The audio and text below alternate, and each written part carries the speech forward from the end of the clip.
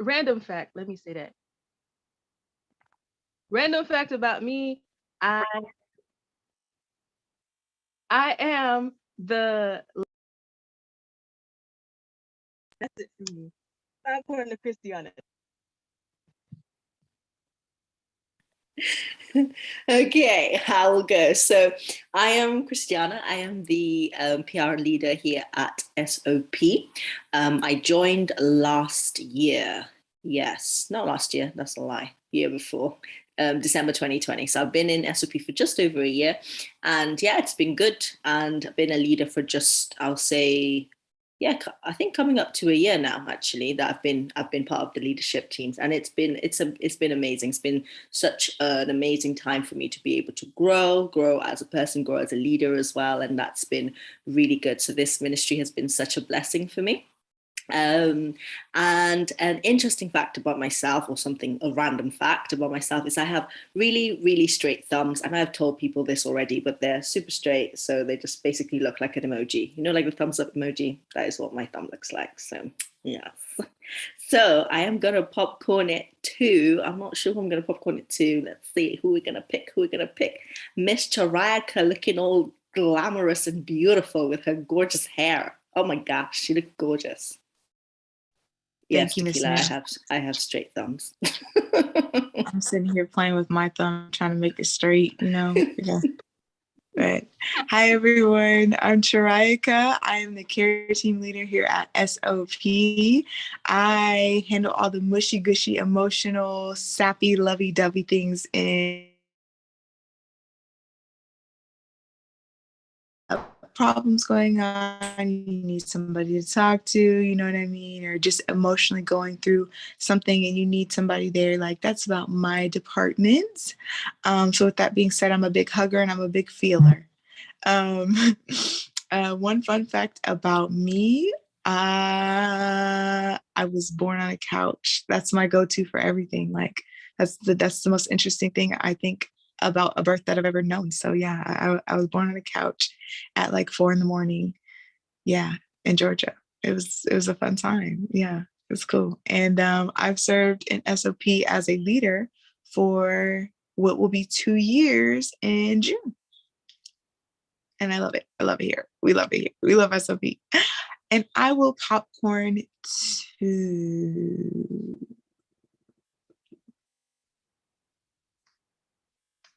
tequila.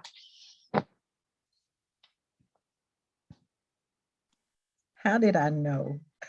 How did I know? Hi, everybody. I'm Tequila. I'm the finance leader here at SOP.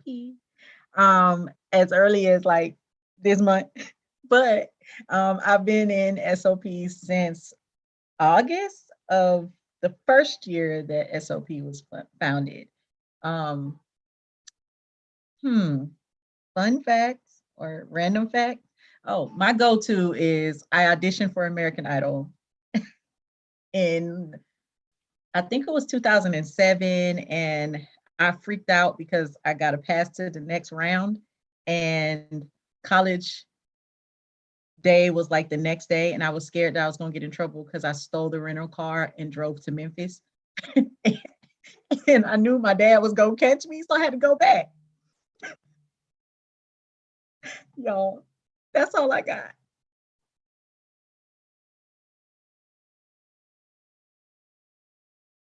All right, well, that leaves me, guys. I'm Ariel, the hospitality team leader, and I strive to make SOP a comfortable and welcoming place for everyone.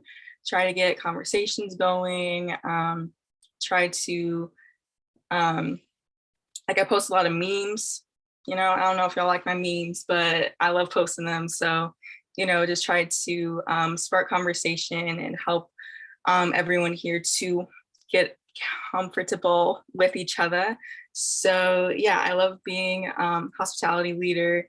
It really, like I have the gifts of hospitality, so it fits perfectly. And I joined SOP 2 years ago, and was serving on the hospitality team. And then I got promoted to hospitality team leader.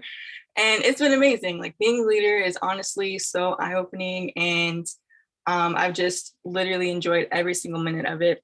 So yeah, quick shout out to orientation. If you want to become a leader, go ahead and do that. First, you got to serve, and then you can become a leader. It's really fun. It's really, really fun.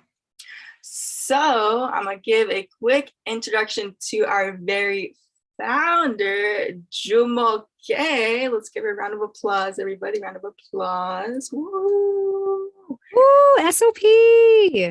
Hey everyone, welcome. Thank you all so much for coming on and joining for our celebration today. My name is Jumoke. I am the founder of Single on Purpose International Incorporated. What are we supposed to say? Fun fact? Okay. Yeah. Fun fact. I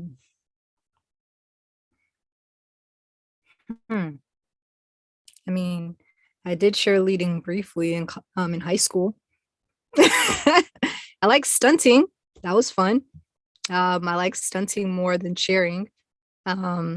Cheering just felt like, I don't know, you're putting on an act, you're putting on a show, but I like stunting because it was actual physical exercise to flip girls in the air and do things like that. So that was fun. Couldn't think of anything off the top of my head. I don't got no straight thumbs, so passing it back to you. Woo! All right, we love it. We love it. So guys, we are going to open up with a quick little icebreaker. And basically all we're going to do is you're going to share your dream vacation spot. All right, your dream vacation spot. Everyone knows mine, but I ain't going to say it. So just any place you like really, really, really want to visit. Yeah, and explain why. Yes, Shamoke, you could, I talk about it all the time. I'm obsessed with this place, but yeah. I'm gonna have Palumi open us up with hers. Hey, can you guys hear me? Okay, cool. My dream, hi everyone, I'm Palumi. My dream vacation spot is Barbados. It's actually been on my bucket list. Yeah, not just because Rihanna's from there, but because the beaches look good. They have good food. Like, I just feel like it would just be chill, but good food. I'm such a foodie, so yeah, that's my dream location. Right, all right. Trika, what's yours? I want to go to Brazil, but Rio specifically. That's my dream. I feel like I would just live my best life in Rio. And like, I don't know who's all seen the little animated movie, but that's really what put me on with the birds. That's why I want to go to Rio so bad. Like, I feel like Rio is live, and one day I'm going to go and I'm going to live my best life. And y'all might just see me dancing on top of some type of something in a parade. And then y'all will be like, is that Shrek? And I'll be like, yes, that was me. That was me. So that's my dream. No, I see it though. Like Carnival, like Yes. you're like, you have that look, like you With think, the beads, bro, in my fro. Yes. Exactly. Yeah. And Christiana, what is yours? Hello. I actually have a few, but I'm gonna just pick one. I will say Fiji. I really want to go to Fiji. Yeah. It just looks like a vibe, and I just think I'd really enjoy it. Anywhere but England. Yes, anywhere but England. It is cold in this country, and yeah, I would want to go somewhere a bit hotter and just, yeah. Our weather isn't great. I'm just reading the chat right now. So yeah, our weather isn't that great. It's even worse in Wales. So I'm not actually in England. I'm in Wales. Wales rains a lot more than England. So although today's been sunny, so you know, maybe silver lining, maybe, unless this is our summer, but who knows. But yeah, Fiji would definitely be my place of choice because they've got beautiful beaches. It'll just be so relaxing, and I just want to be there, like right now. Just transport me, that would be great. But yeah, Fiji for sure. No, honestly, I feel it. Like, I agree. Like the beach, anywhere tropical, I'm there. I'm there. And then Danielle, what is yours? It's your place. It's your place. Hey, you guys. Hey. So my dream spot is definitely Jamaica because it's hot, I don't do the cold. I'm from the South. Like I just can't stand the cold. And like it's so cute. The music, I know they be turning up. And like it's just like what Ariel said, tropical. Like I need fruit, I need flowers, I need the whole shebang. So yeah. Exactly. Jamaica, no, like, but I want to go to the UK. Like me and Grace was talking about going to the UK, but like, yeah, y'all talking about the weather, cold and stuff. I said, "Ooh, I just can't do it right now. Just take me to Jamaica. I'll take the Jamaica for 500." Like, yeah. You can visit Palumi and Christiana if you go. There'll be all the sun you need. I'll host you. They're radiant. They're so radiant. So, Kayla, what is yours? Your dream vacation spot?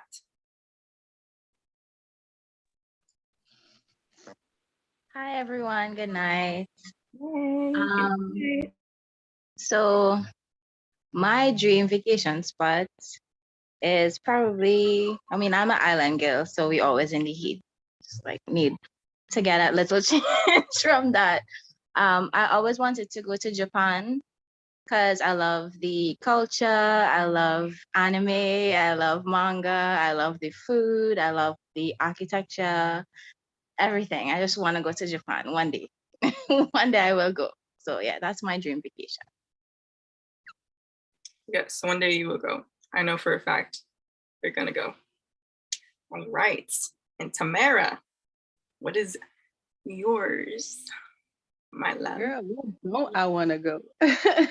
That's the real question because I'm trying to be everywhere. Okay, but one place I'm definitely gonna be. Since someone used the movie reference, I'm gonna use the movie reference too. I definitely want to go to Barcelona, Spain, so I could be living my best cheetah girl life. So I could sing down the streets and everything. Yep. Catching trips, not feelings, period. Catching flights, not feelings. I love it. Oh, I love it. And Mary, what is yours? Hi, everybody. So mine's is anywhere but Trinidad, but I'd say Italy. I don't know why I just obsessed, but anywhere but Trinidad, to be honest. But Italy is my first choice, so yeah. Okay, all right. Italy is beautiful. I want to go there too. And Jasmine, your turn. I am like split between Jamaica and the Philippines, mostly just for like food, honestly. Okay, okay. Yeah. Got you. And Keisha, my love, what is yours? Probably Japan too, just because it seems very calm and relaxing. Yeah, it is. Like in Japan, they mind their business over there. Like they mind their business. Oh man. And Tequila, did we get you? Did you go?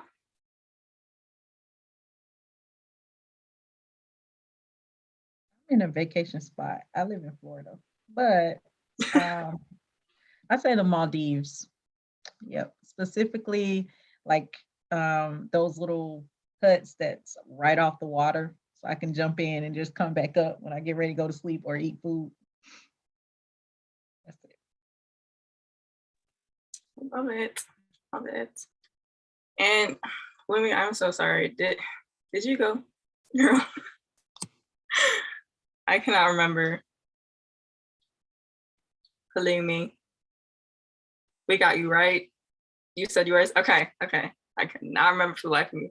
All right, so that concludes our icebreaker. Now we're going to move on to our little discussion being led by Christiana. I'm gonna hand her the mic. Yes. So just want to remind you guys that this is like a, safe space, just feel free to share. I think we will learn from each other through that as well. So you don't have to go too personal, obviously, if you don't want to, but, feel free to share whatever you feel led to share. So the question that we're going to be discussing is actually, it's like a two-part question. What have you learned in your singleness journey so far? And what are some of your struggles?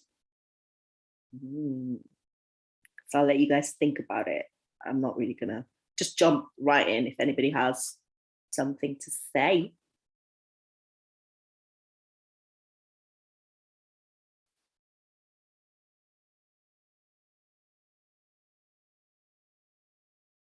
Tequila, I feel like you're thinking really hard and you've got something to say. So I'm gonna pick on you. You're on mute, my love. Okay. I would say what I've learned in my singleness journey, probably to stop being so controlling and allow God to do to take the reins, stop trying to pick and do everything and just sitting back and kind of like I know my husband ain't about to drop out the sky or anything, but to not be like, oh my gosh, I like him, I can talk to him. I like him, I can talk to him. And just waiting for God to say, like, it would be nice. I ain't got to go nowhere, DoorDash him right here. But, that's one thing. That's good. Anyone else? Anything that you've learned from your singleness journey so far? For me, I've learned so far that this process will be worth it, that it will be so worth it. Like, it may seem like, it's taking a while, for things to get going, but it is not within my timing, it's within the Lord's, right? And that's something that I've always kind of had that mindset of dating needs to be purposeful. Like, you can't just date willy-nilly. If I'm dating you, where's this going? Come on. So just, I need to wait. I need to wait to do that until the Lord says it's time, right? And I would say a struggle, I don't know if I'm wording this right, but a struggle is just the men, the guys, some be just so fine. So fine. I'm scrolling on TikTok, and I'll see a video or looking at a celebrity or whatnot, and I'm just I will literally just throw my phone down and just try to compose myself. God, I can't interact with these people. I gotta wait. I gotta the temptation is so strong sometimes, and I'm I can't do this on my own. I can't do this on my own. God, I need you. Yeah, just some are just I want this person, but I can't. I got to restrain myself. You know what I'm saying? So that's definitely one of my struggles. But once again, it goes back to, it all being worth it, flirting and just no, I gotta wait. So yeah, that's me. Yeah, I can 100% relate with that one. Definitely. I would say something I've learned within my singleness has been to trust God. Definitely Proverbs 3:5 has been the verse that's just been ringing for the past 2 years for sure. Trust in the Lord with all your heart, lean not on your own understanding. So yeah, and I would say struggles is maybe distinguishing what is actually, that sometimes what is a good thing may not necessarily be a God thing. So it's almost like, yeah, just realizing that, yeah, just because he has this quality here, there, that, and the other does not make him your husband. So relax. So it's just kind of like just trusting God in that, and just kind of, trusting him in it. And I would say that's it for me. But yeah, I know others have more gems that they want to drop. So Miss Palumi, I'm going to pick on you to share, please. Thank you. So one thing I've learned, yeah, boundaries. But interestingly, with myself, for myself, that like that's a big thing. A lot of it in terms of the singleness journey so far has just been being the best me, and that's meant boundaries for myself, like, girl, make sure you switch off your phone at this time or get enough sleep, and just those routines, and just caring for myself holistically. That's been a blessing, and that's also been a struggle, because with boundaries means unlearning a lot of stuff, and sometimes the stuff you need to unlearn is your comfort zone. And yeah, that's me. Jimmy says that she used to have a 10 p.m. guy curfew for that reason. Mm-hmm.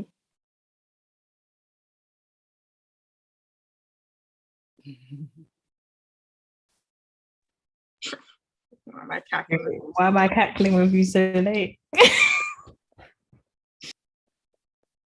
like, go to bed. It's 10 p.m. Turn your phone off. Go to sleep. Anyone have anything else?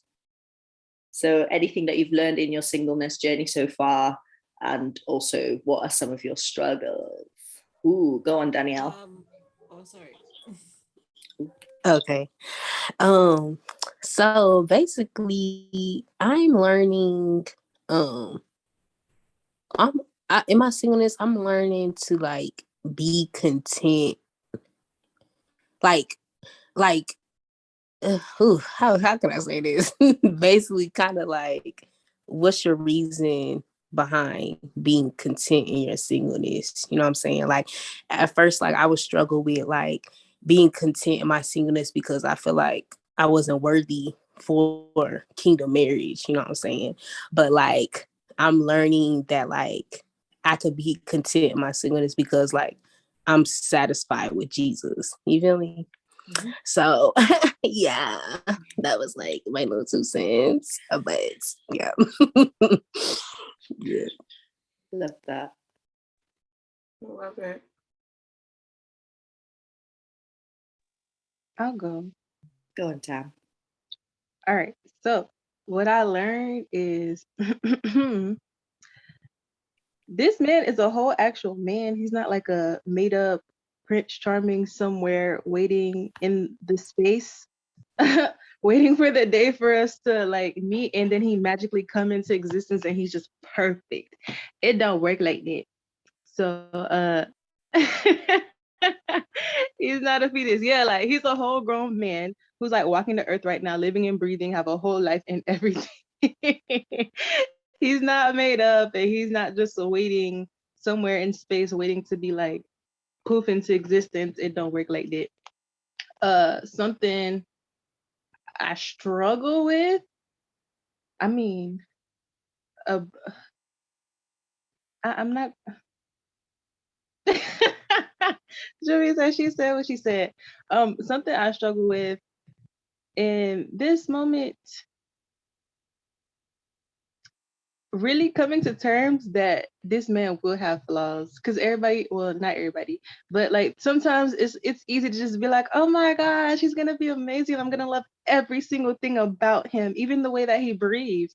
And you know, once we get together, it may not be like that. Maybe he chews with his mouth open and I'm not gonna like that.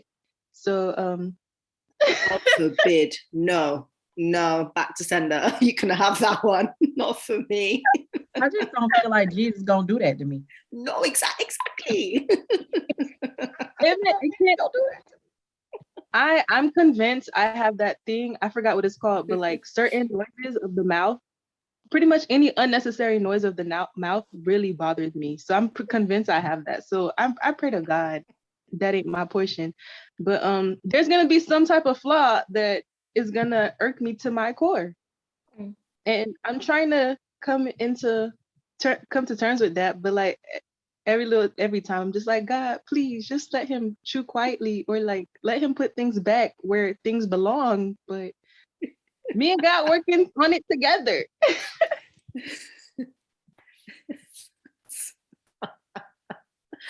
Oh gosh, that's That was so tickled me. specific. It's so funny. I know, exactly.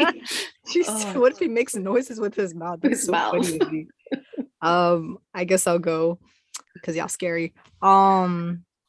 I guess the biggest thing I learned in my single season is a waiting season isn't a wasted season. Always make the most of every opportunity. So, don't wait until, oh yeah, I'm gonna do this when I get married. Nah. Or, oh, I can't do this until somebody come around. Nah. You can always say yes today. You don't gotta wait to say yes tomorrow. And the hardest thing about being single is I'm still single. Like, can we actually talk about that? I know we try to be all Christian, like, I love the Lord and yeah. But it's like sometimes being single is for the birds. Like, can we be real? Like, we can acknowledge and we can be content with where we're at, but still like be hopeful and looking towards the future. Like, I'm tired of carrying my own bags. I'm tired of pushing my own luggage. I'm tired of driving myself around. I'm tired. Like, I'm tired. Like, it gets kind of ghetto after a while. It's like, all right, this was cute. Okay.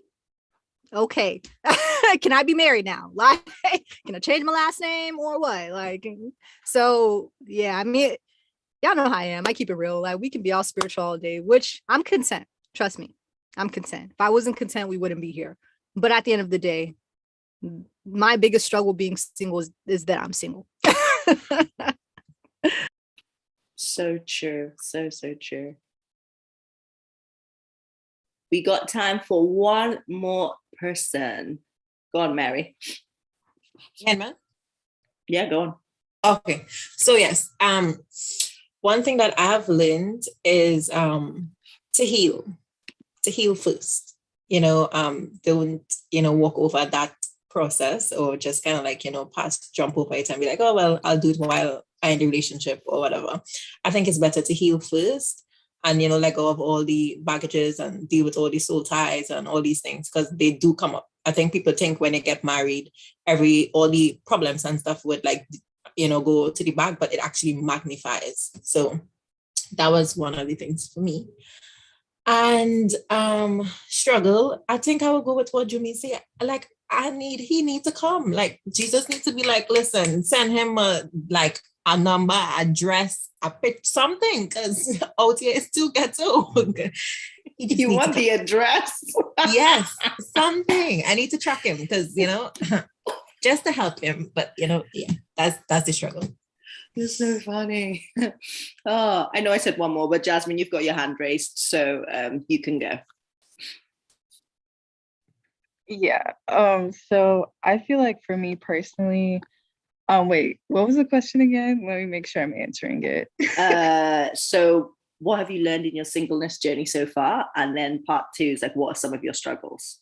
Oh, okay. So for me personally, like, what I've learned is just how important it is to discover myself and discover my own personal purpose, because I feel like, especially just the things that I'm healing through and going through, God is showing me you need to be your own person. You need to know what you like, what music you like, what food you like. You need to be able to see yourself as an individual before you get in a marriage, because you're going to lose yourself in that identity. So that's one thing that I have realized. And then I would say a struggle is similar to Jumi,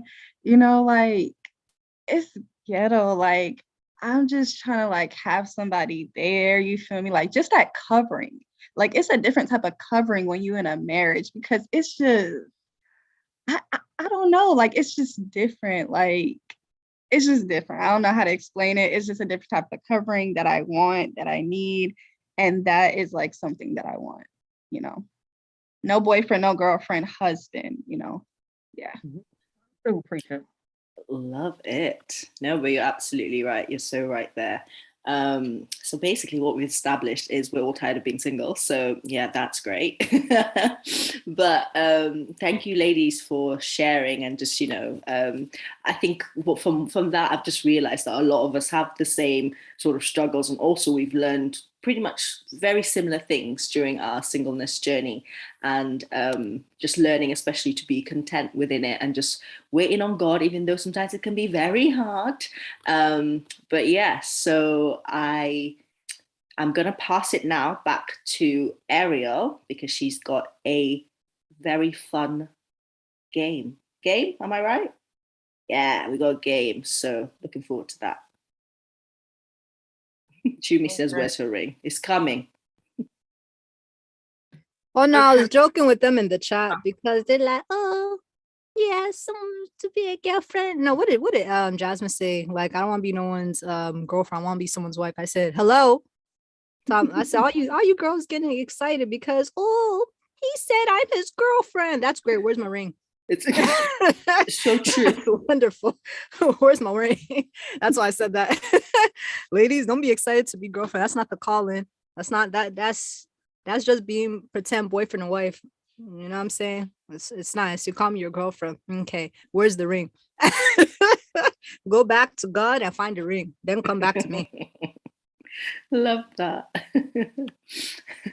Go on, Ariel. That's funny.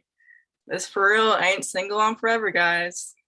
It is not single on forever. But okay, so we're gonna play a little game, and it's this little scenario game. Are you guys familiar with the app Episode, where you like pick your responses to like, okay, track is dying your head. So basically, y'all are gonna take turns. There's about four of these guys or whatever, responding to like fake scenarios with fake men.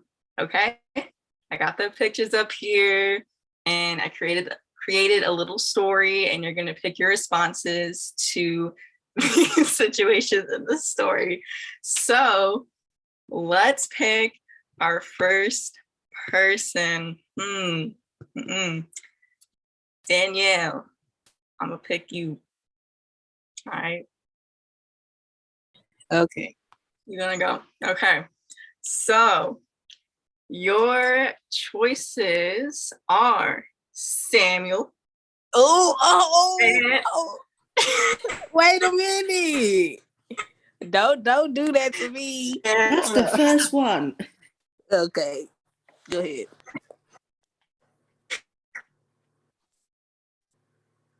Oh, wait. What was you guys can hear me, right? No, he ain't not my type.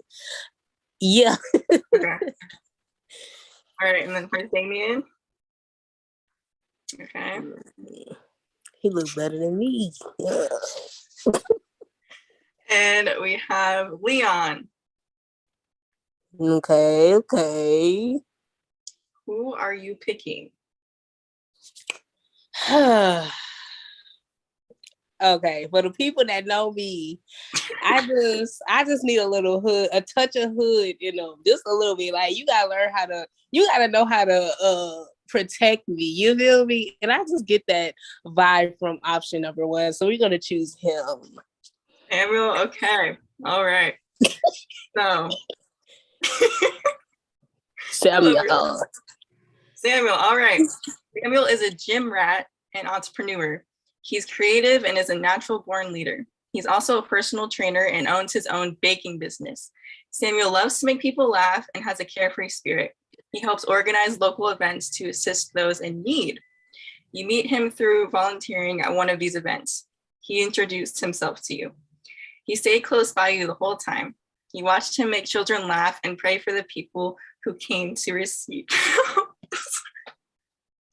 Okay. Keep it coming. He invited you I invited you to hang out at his. Laugh it out, girl. Laugh it out. I got the giggles, bro. He invited you to hang out at his art studio and paint with him the next day. Here's the scenario. So Danielle, pay attention. Okay. Bring your boundaries, your standards, and what you look for in a man up in as we go through this, okay? All right.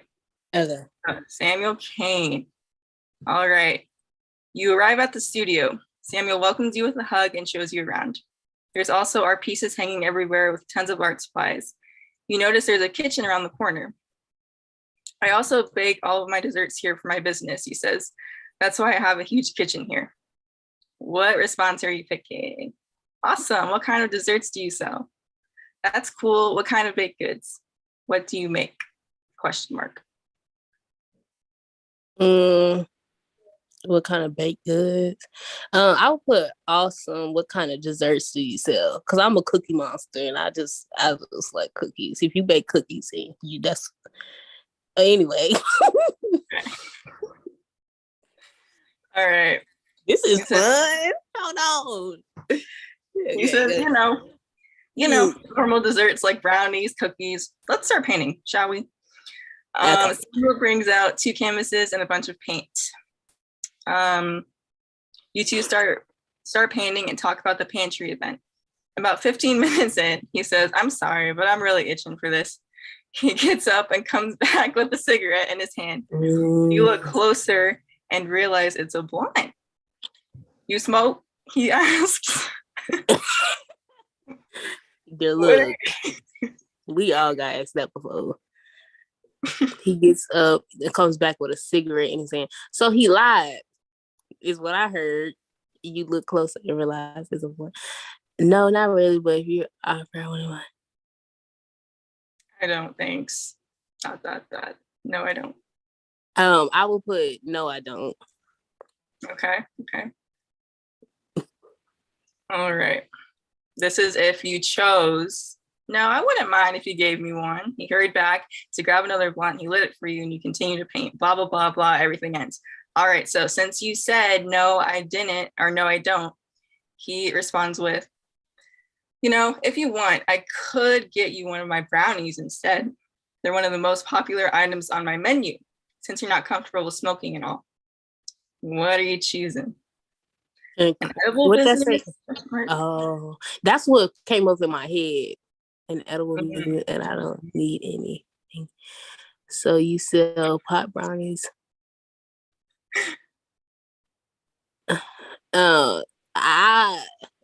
probably like. So you sell pot brownies? No, thank you. I'm good. All right. So he says, not everything on the not everything on the menu has cannabis in it. Some do, some don't. You two continue painting. Then he looks at you and says, do you have any chronic pain? Because if you do, cannabis is an amazing plant that heals chronic pain. Oh, Lord. Just saying. He lets out a big laugh. Nope, I don't struggle with any chronic pain. No, I don't. Nope, I don't struggle with any chronic pain. All right. Baby, he's trying to give me high at this point. He continues to say, even a headache, instant relief. And even if you're not in pain, edibles are just very relaxing and stress relieving. I'm sure you have a little stress you're dealing with. Let me get you a brownie real quick. I'm good, Samuel. I don't need one. I said, right. No. Like, you getting on my nerves at this point. No, I said, no thanks. Answers. All right. So you two ended up talking about a bunch of different things.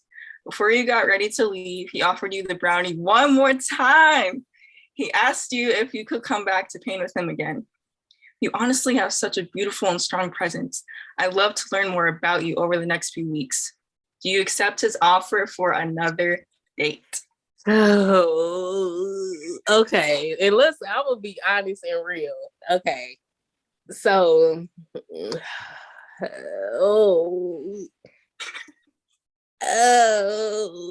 because my thing is like, but wait, you can't do serial dating. I'll put no. Tell the truth, shame the devil.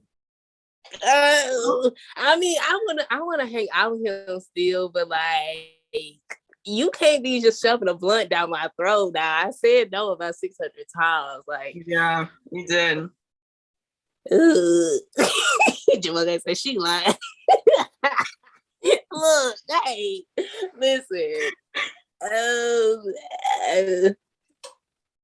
I'm a pig though, because I really do be turning down these dudes for real though. Okay. No, she said no. You. All right.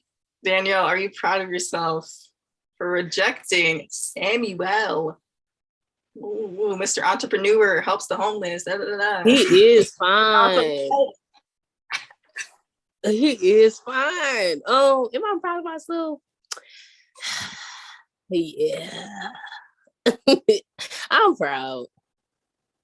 But it's kind of like, sir, don't be teasing me. You can't be introducing me to these fine dudes and I got just to say no. Like, come on now. Shoot. You gotta stick with your standards, man. Like, you literally said no like 4 times. And like, no, I don't want that. I don't want that. Exactly. All right. Thank you, Danielle. Thank you. Let's give a round of applause, everybody. Okay. Who wants to go next? Whoop, whoop, whoop. I want to go next. Jasmine said, Julie?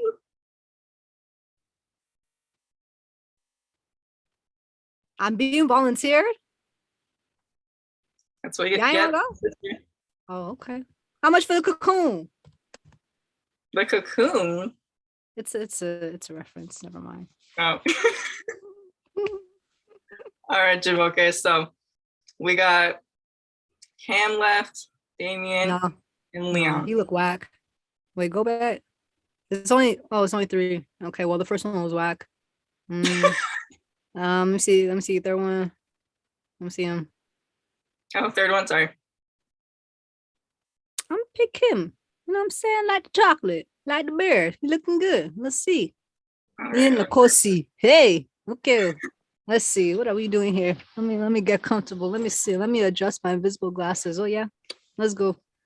All right, guys. All right, Leon. Leon is adventurous and strong. He travels the world and doesn't let any obstacles stop him from exploring the world. Sounds like a vagabond. He also serves. He also serves in the world. Where's your children? Where's your family? Sorry, go ahead. He also serves in his church's evangelist group and helps repair houses.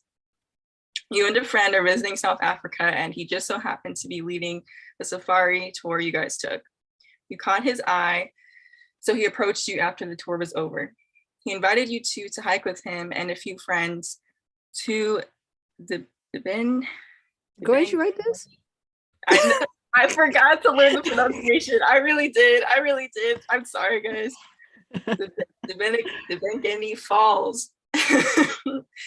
The spot was even on your list of sites to visit.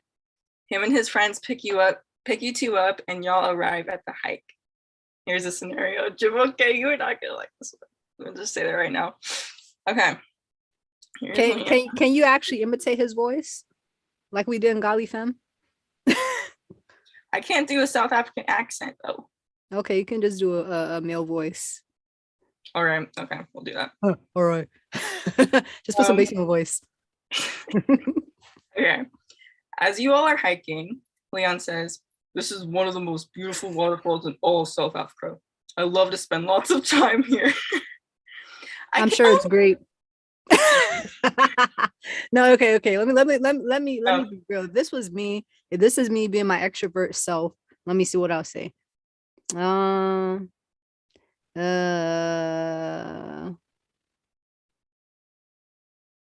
probably the first one. I can only imagine. Everything is breathtaking already. Okay.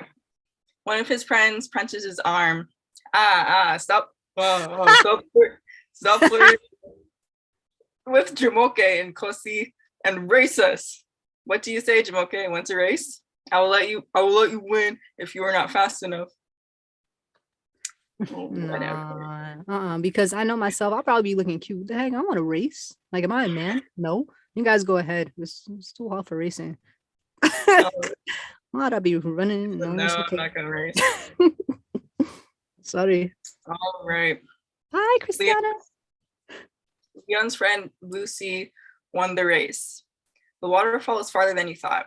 You all stopped for a quick water break and started a combo with his friends. Leon didn't join, but sat down and closed his eyes. Boom. Let me sit down with you. I'm a little winded. All that running tired you out, didn't it? It's scorching hot out here. What the freak? Okay. Okay, so everybody stopped for a quick water break to start a convo with his friends. He didn't join his friends. He just sat there and he closed his eye because he was tired. Okay. I would not say let me sit down with you. What the heck? What is that about? I'll probably be jokey. I'm like, oh, look at you. You're so tired already. You just ran 2 steps and you're tired. That's what I would say. I know myself. I'm a jokester. All right. He says, sit and meditate with me. Okay, sure. Haha, meditate on what? I'm all right. Now, see, you picked the wrong one, Ariel, because I really would be like, we're going to meditate on the word? That's what I would say. That's what I would say. I'd say, meditate on the word? Right. That's what I would say, the second one. Okay, all right. Keep going. Leon kept his eyes closed and didn't answer. After 5 minutes... Oh, that's what he's doing on the ground? He's meditating? Interesting. After 5 minutes, you all continued the hike. Finally, you all make it to Debengani Falls. Everyone jumps in the water. Leon grabs your hand. Come swimming with the spirits and I. They will provide us with good fortune. They will provide us with good fortune. Why not? It's really hot out anyway. True. I'm good, thank you. Takes hand back. My God is the only one who blesses us. I'd probably say 2. I'm like, I'm good. First of all, I'm like, I didn't even know you like that. Hey, grab my hand for.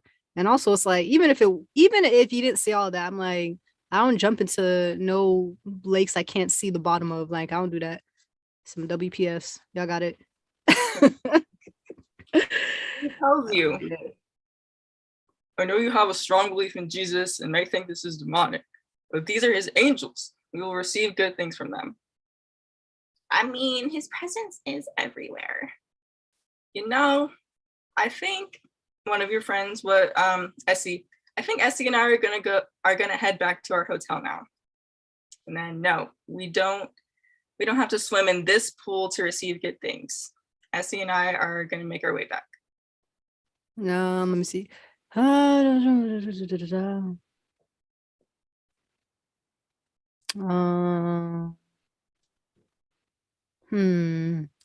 out to swim. All these answers suck, but I guess I'll pick the second one. That's funny. Okay. Leon was disappointed as he watched you two walk back. He didn't want to understand what you were saying. You and Essie made it to the hotel, grateful for the Lord's protection.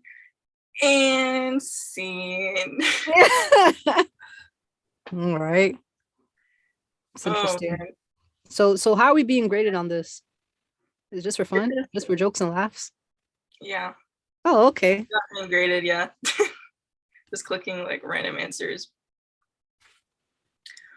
What? Does anybody want to go next? We have Damien and Cam left. Any volunteers? I'll go. Okay, Tequila. It's nothing good left, but I'll go with Cam because Cam looks like you like girls. I mean boys. Okay. All right. Just look. So, Cam enjoys singing and writing worship songs. He's fairly known in the Christian community in your city and has almost 100,000 followers on Instagram. Ooh. He's the worship leader for his church.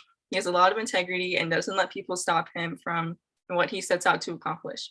He approached you in the library as you were completing an assignment for class. You two got to talking and found out he has a band as well.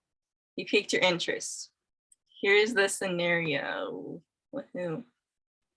Would you like to join me for some tacos on Saturday? Question mark. I'm gonna go with 2. 2. All right. Okay. You and him set a time to meet at Taco Yo Money in the downtown area. Saturday comes and you head to the restaurant. The restaurant is lively and festive. You observe the other staff. They seem very pleasant and hospitable. The hostess shows you to your table. Could we maybe get a seat on the patio? Cam asks. Oh, I'm sorry, but the patio is completely filled at the moment. Can I offer you a window seat? Where do you want to sit, Tequila? It would be nice to go outside, but this will do, I guess. It's no problem. I'm fine with this table right here. Where we're sitting is perfect. I'm gonna go with 1. With 1? Damn boring. Yep, I'm gonna go with 1. All right. So the hostess hands you 2 the menus and leaves. I mean, whatever. Guess that's the kind of service you get when you're only paid $2.50 an hour. How does this comment make you feel? Nothing really. Low-key agree with him. Confused, caught off guard, shocked. 2? Confused Okay. and caught off guard. All right. So you and Cam look at the menu and decide to share an order of tacos. You start a conversation and ask how long he's been a believer for. A while. He changes the subject to his band and how he leads worship at church. After a bit, your waitress arrives. Hey guys, my name is Ashley and I'll be taking care of you today. Would you like some drinks? To get started? Gosh, I can't read. We know what we like to eat already. We're going to share 6 of the carne asada tacos with cactus lemonade. All right, perfect. We are a little backed up, so the tacos may take 20 minutes or so to come out. I'll be right back with the lemonade though. 20 minutes for 8 tacos? That's ridiculous. Oh, I said 6 here. Sorry, that was a typo. Y'all order 8 tacos. 8 tacos? That's ridiculous, Cam tells you. Cam, not at you. Yeah, it really shouldn't take that long. 20 minutes isn't too bad though. Let's just be patient. I probably wouldn't say none of that, but I'm gonna go with 3. 3. All right.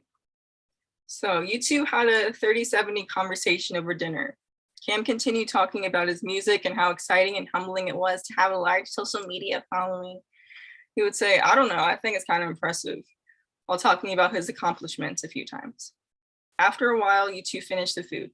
The bill came to $24.55. Cam pays for the meal but doesn't leave a tip. Do you leave one? Yes. No. All right. So Cam invites you to this insane party his band will be playing at next week. He also offered to take you out for ice cream sometime. What do you tell him? No, thank you. Thanks for dinner. Period. Period. Period. All right, good job. Tequila, that was your scenario. Do. It says, anyone want to do Mr. Damien here? Let's see what they'd say to this man. Any takers? Raise your hand. Oh, Mary, you want to go? Mary, okay. Yeah, I'll do. Ready, girl? Okay. Last one. So, Damien is a charmer and very romantic. He loves showering people with gifts and is very pleasant to be around. He's wealthy and supports hardworking charities. He asked for your number at Starbucks and bought your coffee. You two struck up a small conversation. He complimented your Bible cover and told you he's a believer as well. How nice. It's been 30 minutes since you gave him your number. Suddenly your phone goes off. Ding, it's him. Here's the scenario. Unknown number. Hey Mary, how is your coffee? Winky face. What are you choosing? The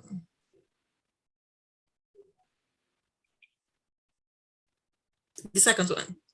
Second one? All right. I enjoyed it. Thanks so much for offering to pay. I'd love to buy some other things for you. How about dinner at Le Eiffel this Friday night? Le Eiffel? That sounds great. I'd love to. Sure, I've always been interested in trying their cuisine. That should be fine. I don't even know which part that is, but I mean, I want to go. I'm sorry. I would go with number one. Number one, all right. So it's set then. I'll pick you up around 8:30. Look out for the black Rolls Royce. I'm excited to see you again. I'm excited to see you again too. Okay, see you then. 8:30 is a little late, but I guess that's all right. Okay, see you then. All right. So it's finally Friday. A few hours before he picks you up, he texts you. Okay. Hey, hope you're almost ready. I was thinking we should have a mini Bible study after our dinner tonight at my place. Maybe you can help me understand the word a little bit more. Does that sound good?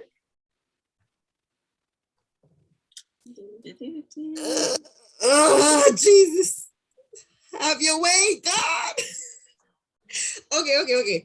I'll go.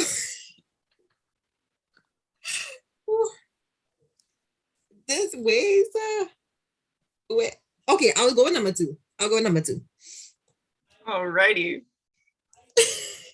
So at 8:30, Damien arrives. You two drive to the Eiffel and have a great dinner. You receive a message from him after dropping you off. Enjoyed my night with you. Hope you had a good time.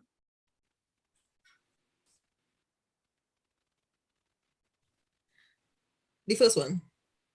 Well, of course I did. Thank you for taking me out. I'm planning for a Bible study. Damien never messaged you again. Do you keep or delete his number? What? What?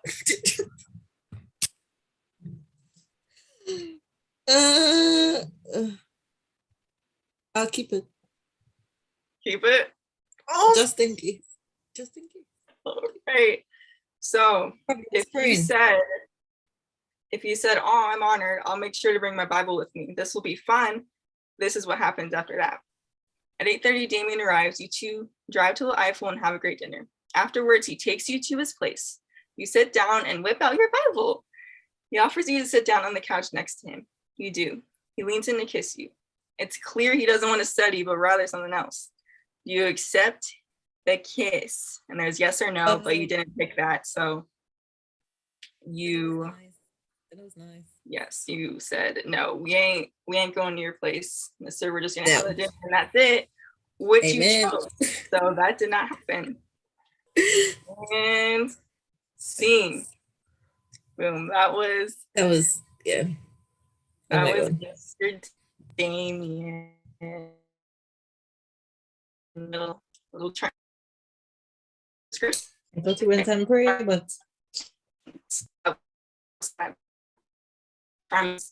deceitful. So, remember that. Girl, you went out for like 10 seconds. We didn't hear you. Ooh. Can you hear me now?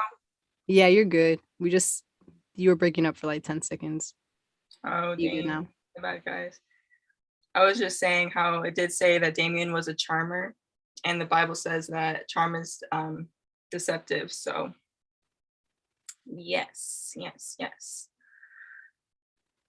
Alrighty, so guys, hope that was fun. Hope you enjoyed that, found it amusing.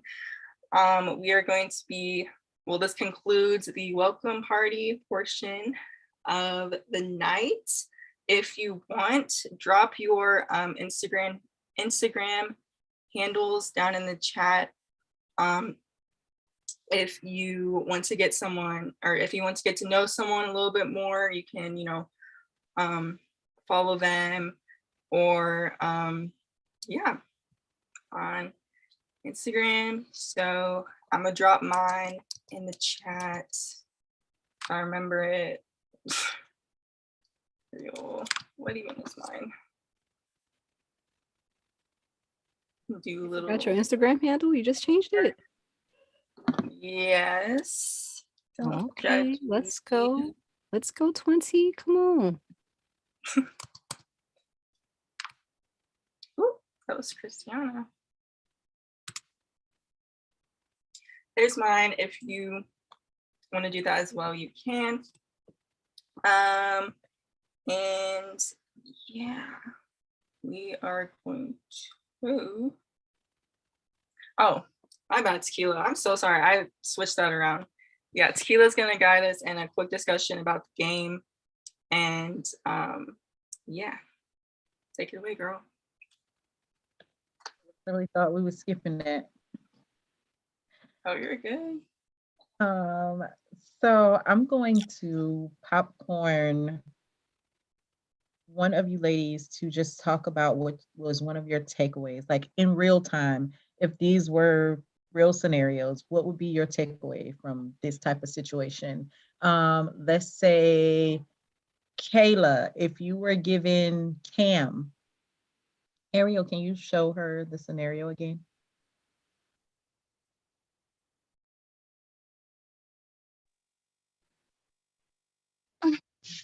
Yeah. Hold up.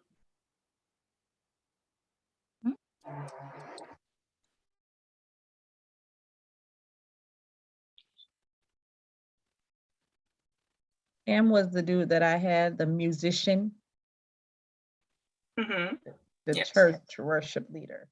So what would be your takeaway from that scenario?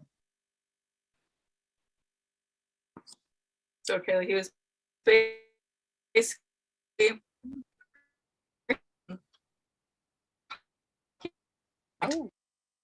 Ooh, girl, you're breaking up. to, the staff and everything. Can you repeat that? You're breaking up for like 10 seconds. Go ahead. You good now? Hear me? Okay. So basically, Cam was really cocky and was talking about himself the whole time and was, pretty rude to the service workers. How would you react to this guy? Like, is that something you can tolerate or not really? On your own standards. I'll be very honest. Nope, I have zero tolerance for injustice. I hate injustice. If you're rude to somebody just without cause or even with cause, I can't tolerate that. It would get me a little upset and I might respond. I would have probably put him in his place and say, you can't speak to people like that. That's very rude.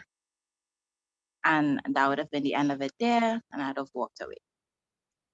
Probably. Exactly. Period. Anybody else want to give some input on Cam?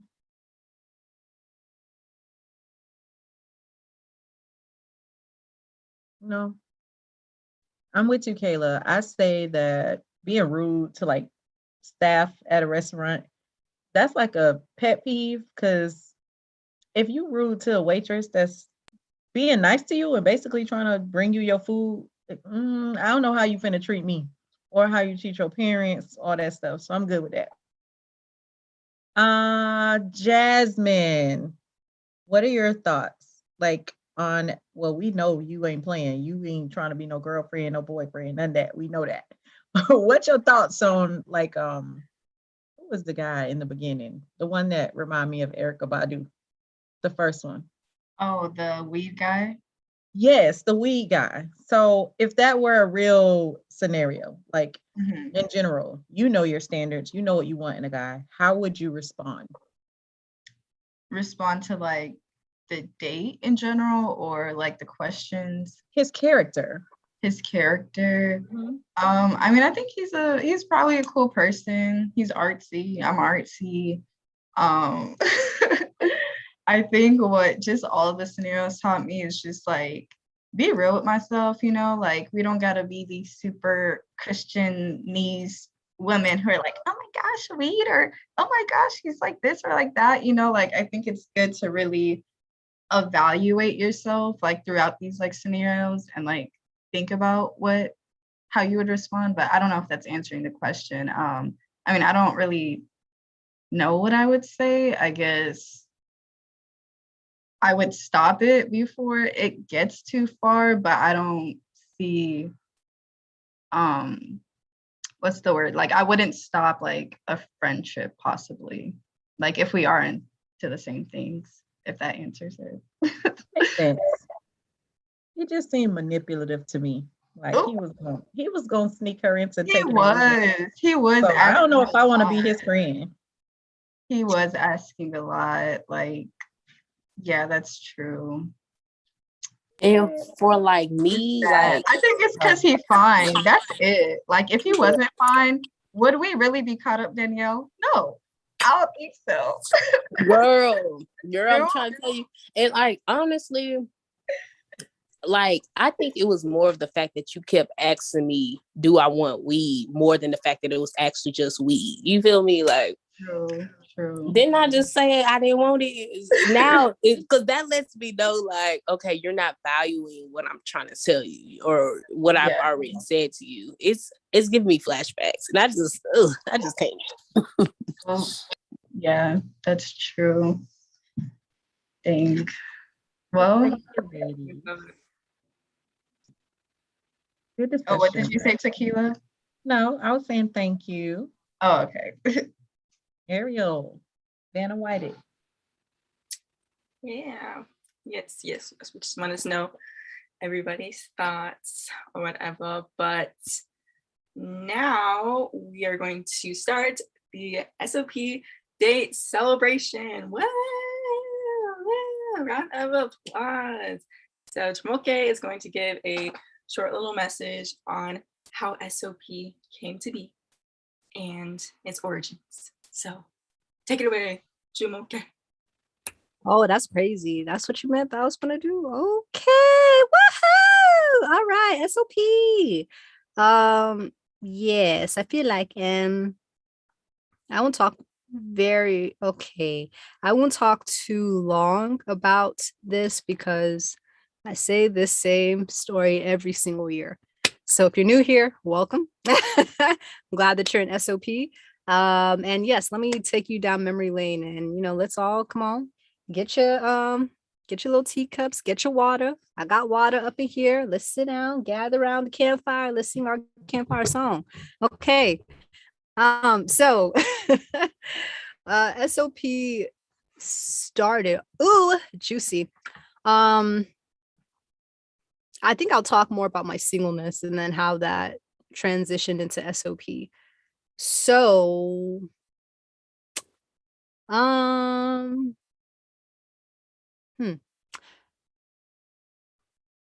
growing up, I didn't date, okay? I mean, I talked to guys that I had a boyfriend in sixth grade? Was it sixth grade or was it eighth grade? No, I think it was fifth to sixth grade. Yeah, that was my first boyfriend, but it was on the phone. I never met him in person. It was just phone, whatever. And yeah, but I remember like I got in trouble, really big trouble for that. I didn't fully understand why, to be very honest with you. Like, why did I get in trouble for this? It wasn't until I had the gall, like when I was in sixth grade, maybe some months after, I think I finally asked my mom, like, why can't I have a boyfriend? Because y'all, I grew up in South Florida. So I grew up with a lot of Hispanic people. Now, if you know about Hispanics, okay, they don't even have Sweet 16. They have quinceañeras. Once you're 15, you are a full-grown woman. So it was not uncommon in middle school for everyone to have a boyfriend, but that's just the Hispanic people. I remember someone was telling me this may be sixth grade, seventh grade, perhaps. I remember it was in middle school. They're like, oh yeah, my boyfriend, came over, we had a slumber party and they come with me to Disney. And I'm like, your boyfriend. And I say, your boyfriend is just a additional family member. Your boyfriend. huh? In 6th grade. For those of you who are abroad, 6th grade is like 12 years old. 12. 7th grade is like 13, right? So that's super duper young. But anyways, what my mom told me is stuck with me. I didn't have the full revelation of it, but she said, why would you date if you're not ready to be married? I said, huh. Like, my mom was actually the first person who told me in so many words, like, dating should lead to marriage. Like, if you are not ready for marriage, you shouldn't be dating. Like, why would you be dating in middle school and you're not going to get married anytime soon? And I was like, huh.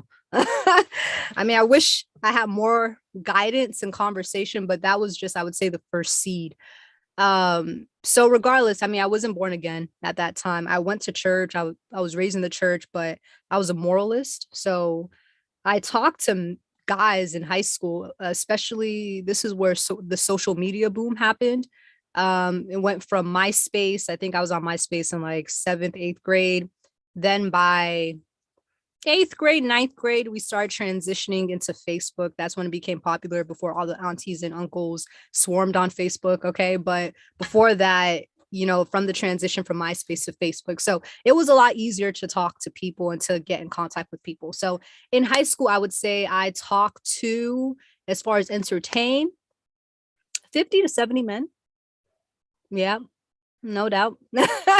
No doubt. As far as like, you meet someone, whether at the mall, at school, on Facebook, whatever, y'all start, chatting, then you start texting, then you get on the phone, and, varying degrees from like maybe a few days to a few months, but nothing really happened. I think for me, because I had in my mind, I had some type of standard, but it wasn't fully formed. In my mind, I'm like, I wouldn't kiss a guy who wasn't my boyfriend.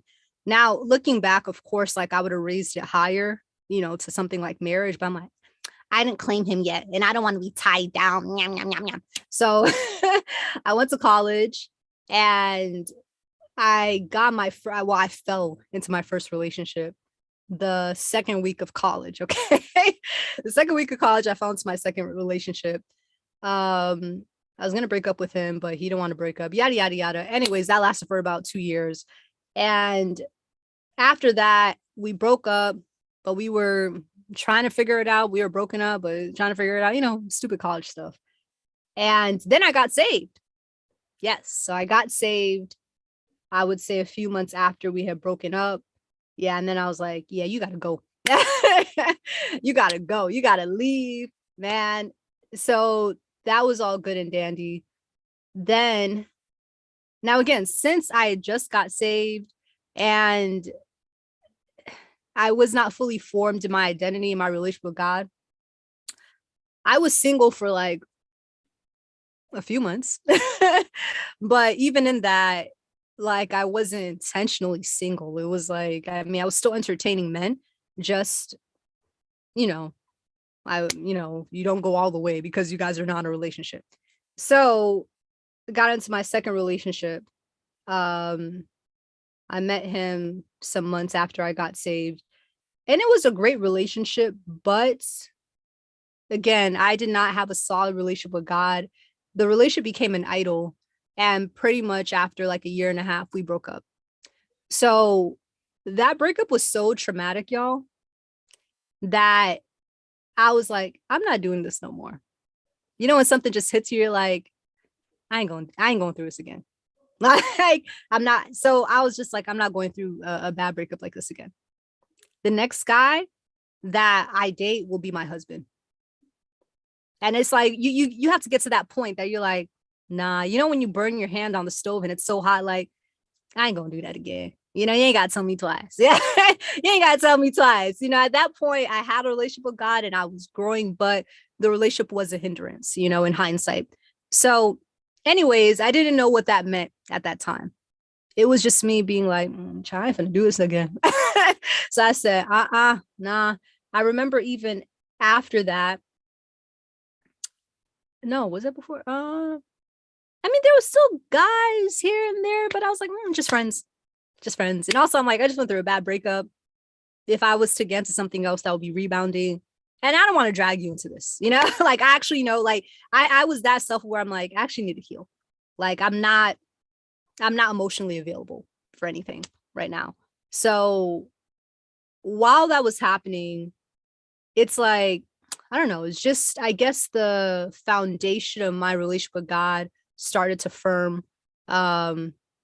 He started to reveal a lot to me about my purpose and my calling in my life. And again, I didn't know all of this was going to come about. I was just cruising. I was just cruising, enjoying my relationship with God. Yeah. So fast forward from there, a couple years later, who's it? I started to have more of a burden when it came to relationships and singleness, though. I think because of everything I learned, and I was like, dang, I don't want that to happen, to other women. Like that type of breakup and heartache and disappointment that I went through, I didn't actually have to go through that.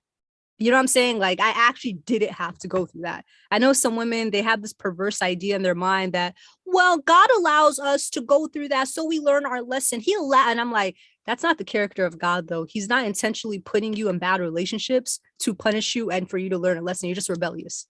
That's it. Like let's stop tainting the character of God and making it seem as if like he puts you in traumatic and abusive situations just for you to, no, that doesn't make any sense. So I was like, you don't have to actually go through this. Like I had so much peace in my singleness. I was receiving so much revelation. I was receiving so much equipping for my purpose that during my singleness, that's when the Lord really equipped me in leadership. He equipped me in prophecy. He equipped me in dream interpretation. He equipped me in singleness, relationships, like so many things I was able to be focused in because I just said yes to being single. I didn't know being single was going to affect people outside of myself. It was just a personal decision that I made. So a few years later, then one woman, she saw me on YouTube. She just got saved, and she's like, "Hey, can you mentor me?" And blah blah blah blah blah. I didn't know this girl from, as my mom says, from Adam. I didn't know this person from Adam. So I prayed about it. Cool. I mentored her for about a few months. This was Tuesdays. We would FaceTime. And after a while, like I knew the season with her was transitioning, and that was it. Then later on that same year, it was like 3 women all at one time were like, "Can you be my mentor?" And I was like, "Nah, hold up, nah." Like literally like around the same time in the same season. So I prayed about it. God said, "Go forth." And because I have a gift of administration, I'm like, it doesn't make sense for me to try and mentor y'all individually. I'm going to make a group program, 8 weeks, and that's it. Okay. So 8 weeks, I sent them an invitation, made it look all nice. I had the topics that I was going to teach them based on everything I learned in my single season. Once the 8 weeks were up, I said bye-bye. But they're like, we still need a mentor. So I was still mentoring them. Other women were slowly joining this little thing that we had going on. And then God said, yeah, it's time to make this public. And I said, I was like, now, mind you, I've been in this game long enough that I know when God calls me to something, it's never to something small. Like I never had this idea, oh, it's going to be just some little prayer line over here. I'm like, sounds like you're calling me to a lot, man. Like it sounds so small, like, oh, just make this public. I'm like, that's a ministry, God. You know that, right? That's actually a public ministry. So I'm just like, I said, sure, whatever. I took my time, baby. I was taking my time. Ooh, okay, we're going to make a logo. I'm going to appoint these people as leaders, yada, yada, yada. And so God was like, come on. Like, are you literally going to delay women's freedom because of a logo? And I was like,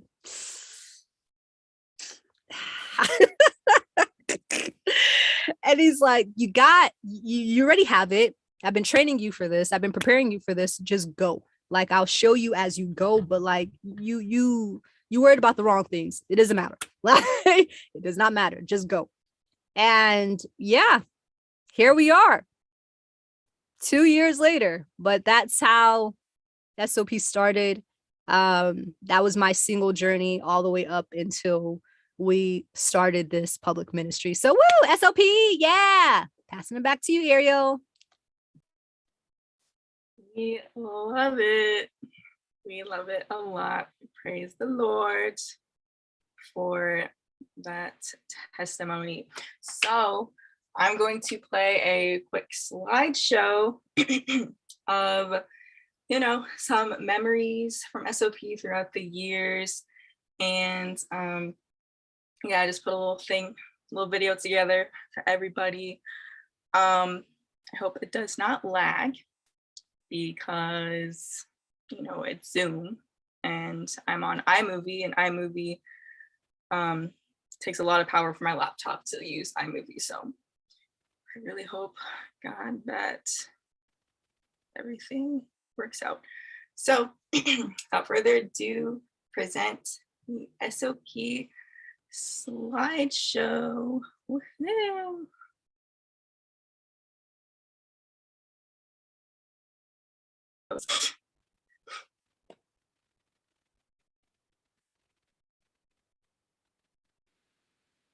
Is there any music, Ariel? Because we can't hear. Oh no, we can hear. Never mind. I lied.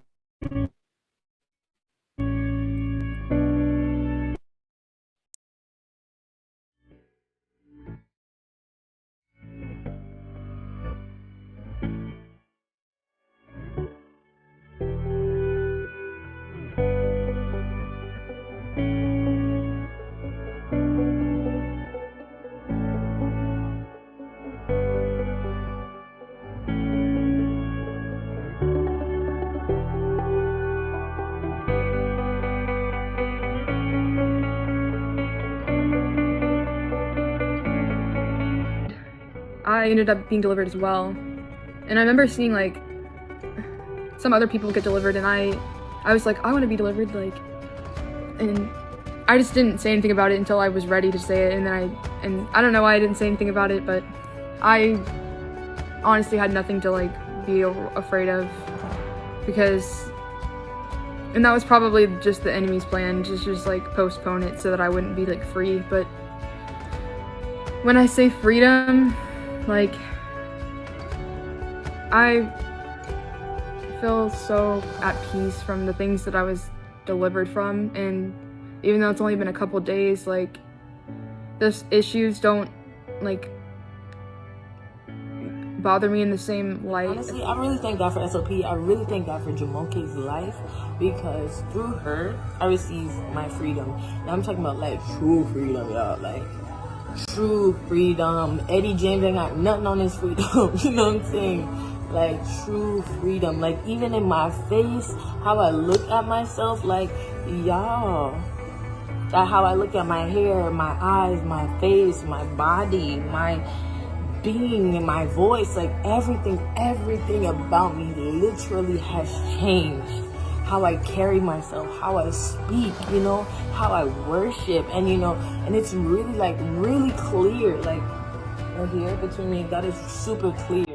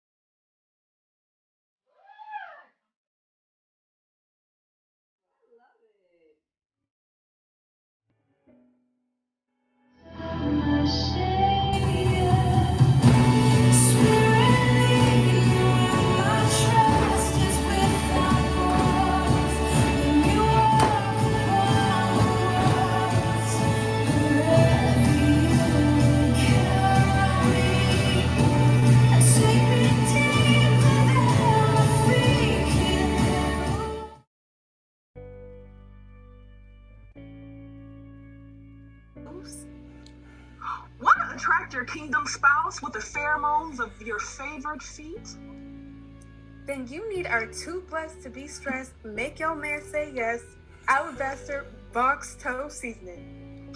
Repost your pets, repel the pests, and make your man say yes with the blessed scent and bad taste of too blessed to be stressed. Make your man say yes. Alabaster box toasty.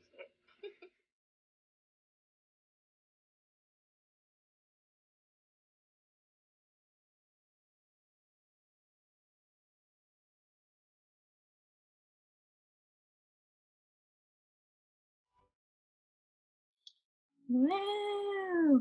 Yeah.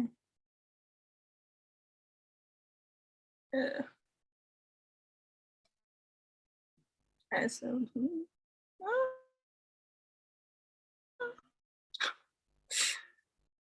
Sorry, guys, I was completely frozen, but yeah, just a little something over the past 2 years. Hope you guys liked that.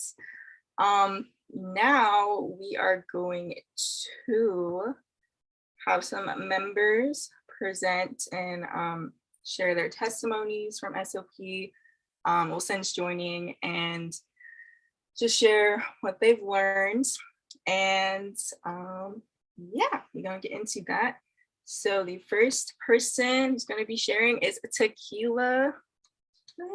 Round of applause for Tequila. Let's go. Go ahead, sis. Okay, so since joining SOP back in 2019, August, one of those months. It was I was there for the first conference, I'll say that. So, and I joined a couple months before that. But I remember emailing Jumi and saying, are you still doing deliverance? Because I think I need to do deliverance. And Jumi was like, I'm not doing deliverance right now individually, but you should join SOP. So I joined SOP, and it was so crazy because even though she couldn't do like a deliverance for me, she hopped on the prayer line that first Tuesday, and we were like, Ty was hosting it. We were doing like I guess it was popcorn prayer, or we told each other who we were praying for. And Jimmy mistakenly heard the wrong name. And she's like, oh, I'm gonna pray for Tequila because that's who I thought you said in the first place. So I'm like, okay. So she started praying. And one of the things that I have really learned, and even when she prayed for me that day, and I can't forget about the spirit of religion. And I'm an avid church member. I tell people that I'm a drug baby because my mama drugged us to church Monday through Sunday. And quite honestly, I was like stuck with a spirit of religion that I carried, do all the things that church can do all the shouts that shouting can shout, all that stuff. But do you really know God? And like Jimmy prayed for me that day, not even realizing that it was me that emailed her or that she was supposed to be praying for somebody else, but she prayed for me. And so since joining, not only have I been delivered in places where she wasn't even praying for me, but I probably was struggling with some of the same things. And I was able to just renounce and talk to God in those moments during fellowship or power night. And just, my relationship with God has grown, my relationship with people. I think Mary gonna be in Florida soon, and I got a bedroom ready for her because that's my sister.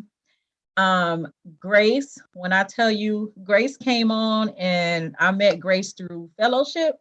She was joining like a little bit after me, and like Grace is like the sweetest, most kind-hearted person I know.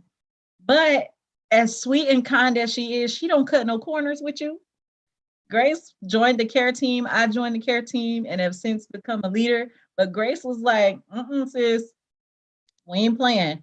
We about to live this life right for God, and the Lord gonna let me know what's going on anyway, so you might as well tell me and let's pray. So, but I've gained community, I've gained sisters, I've gained friends, and I've also gained freedom in Christ a lot more than what I experienced before. And I'm still growing even now as a leader. And I just appreciate Jumi's yes. I appreciate I appreciate the yes of all these ladies that are leading and in this community, because it's accountability. we hold each other accountable in SOP. And I appreciate that because it's a necessity for sisters in Christ. That's all I got. We love it. We love it. Thank you, Tequila. We're so thankful for you. Woo-hoo. All right. Danielle is up next. Let me put her on the spot. Hey y'all. So I can start off with saying how I joined SOP. So it was like my senior, well, I just graduated college from Wiley College. And for those of y'all who don't know, me and Trika, we went to the same college. It was on the same debate team, and we just started to become friends right there. Like Trika was like definitely like my first Christian friend, you know. So I knew like God was gonna do something special through our friendship. But Trika, you know, she always like held me accountable, and she always encouraged me and influenced me in the right direction. And the right direction is being in the direction God wanted me to go. So it was this one day, it was quarantine. We was quarantining, and I remember Trika, she was calling me, and she was like, "Hey, Danny, like, I know you've been like, you know, I know I've been bugging you about joining SOP." Because, you know, Trika always was like, "You need to join SOP, you need to join SOP." But I was like, I don't know. Like, I don't do well with new people, and I don't like group chats. Like, you know, just childish. But it was this one time where Trika, it was this one time where the conference was coming up, the first virtual conference. And Trika was like, listen, she was prophesying. She was basically was just saying how like God, you know, God was like, listen, I need you to come to this conference. You know, I want you and Gabrielle to come to this conference. And you know, she was like, don't worry about money. I'll pay for your ticket if you can pay for Gabrielle. So meet Gabrielle. Y'all gotta meet Gabrielle. She my twin sister. I've been trying to tell her to come to SOP, but yeah, that's a whole different conversation. But you know, so God wanted me to be in conference and stuff like that. Gabrielle was in conference. That was just amazing experience within itself, because it was just so many like fun new girls, and I was just like, wow, everybody's so cool and stuff. And then the word was good, so many powerful women preaching and stuff like that. Gabrielle got delivered when Jamal was on the pajama party and stuff like that. And you know what? I remember being on that Zoom call, and I was making sure I was there for everybody prophecy. Like, I was just like, you know, I was just like, oh, when's she gonna come to me? Like, God, when is it gonna be my turn? I want a prophecy. And you know, like, okay, so there's a point to this and why I said it. And like, so I was like, you know what? Like, I'm just sitting here waiting for a prophecy. After the conference was over, I was like, you know what? Let me just be obedient to God and just join. And I've always had a hunger to just grow more. So I joined, and I think we did some type of prophetic gift test where like to see what team you was going to be in. I think I don't know if we're still doing that though, but basically I already knew, you know, I always knew I had a gift in prayer. So I was like, you know what, let me join the faith team. Ty was amazing. Loved the girls. Trika always had a relationship with Jasmine. So, you know, Trika like introduced me to Jasmine and stuff, and it just clicked from there. It was so much fun, right?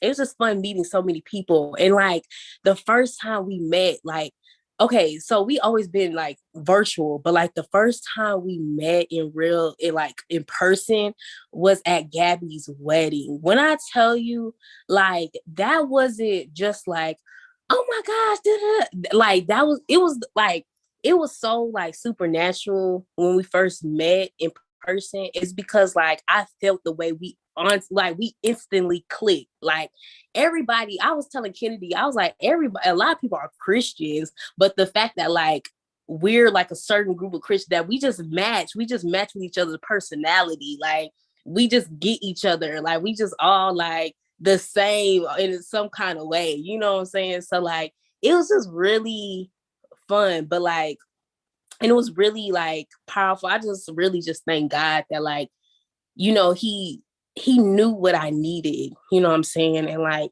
how, you know, a lot of us, we're just a lot of Josephs. We're just, you know, most of us, you know, go through like what Joseph went through. And like I just met like a lot of girls that I met my covenant friends in this ministry, like Jasmine Trike. I'm like, wow, like we really called to be covenant. Like this is really cool. And like I could say that I met like some of my best friends in SOP, like with Grace and like Ty, oh my goodness, and NECA, like it's in Mary, oh my goodness. Like I just enjoy every conversation and how it just flows naturally because like it's ordained by God, you know. But like one of the things that I've always loved about SOP is that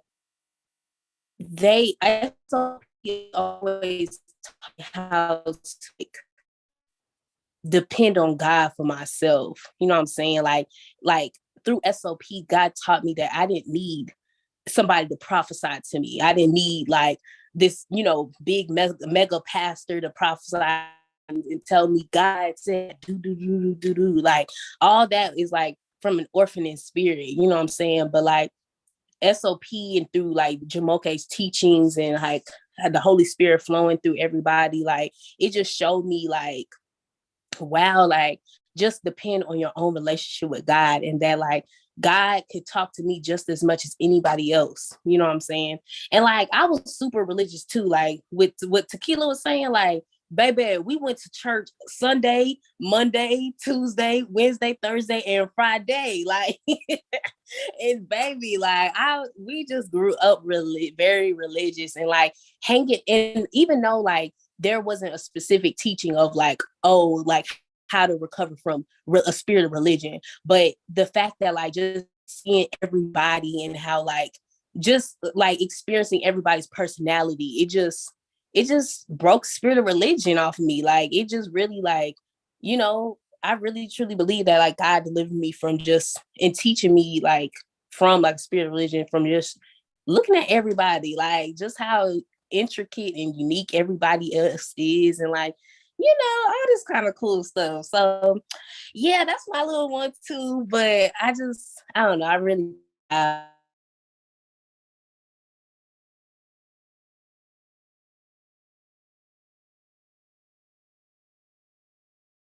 Dang.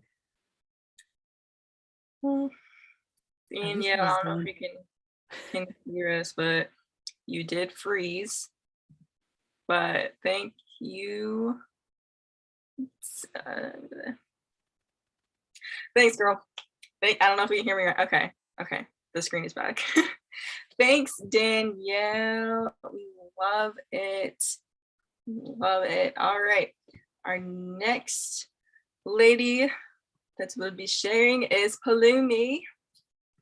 Whoop, whoop. Hey. So I was just okay. Successful. Okay. I just realized that I joined SOP around this time last year. So I joined through okay, let me scroll back a lot. So I attended a conference called Transform, and that's how I came across Jumoke. And I was just like, oh my gosh. And I'm Yoruba. So even the fact that she pronounced her name the right way and then also had the accent, I was just like, oh my gosh, this is so cool. And then I really loved her session, and she mentioned her book, Cracking the Dream Code. So I was just like, okay, let me just order it. And sort of I'm a researcher, so I just went online, all of that, got the book, then found out about Godly Femme. So I purchased the worksheet and then got added into the group. Then randomly, I was like, oh, I got sent an email about the Godly Femme Masterclass. I was like, oh, I didn't know this was included. Started going to Godly Femme Masterclass. Through that, or classes, through that, found out about SOP. And I remember the first session, it was the public fellowship, and it was on, I think it was like, why are you still broke? And let me just tell you, it came at the right time. I'll say last year for me was a very healing year. Like God was digging up a lot was happening. I was going through therapy for the first time last year, so God knew what I needed, and He knew I needed a community of sisters.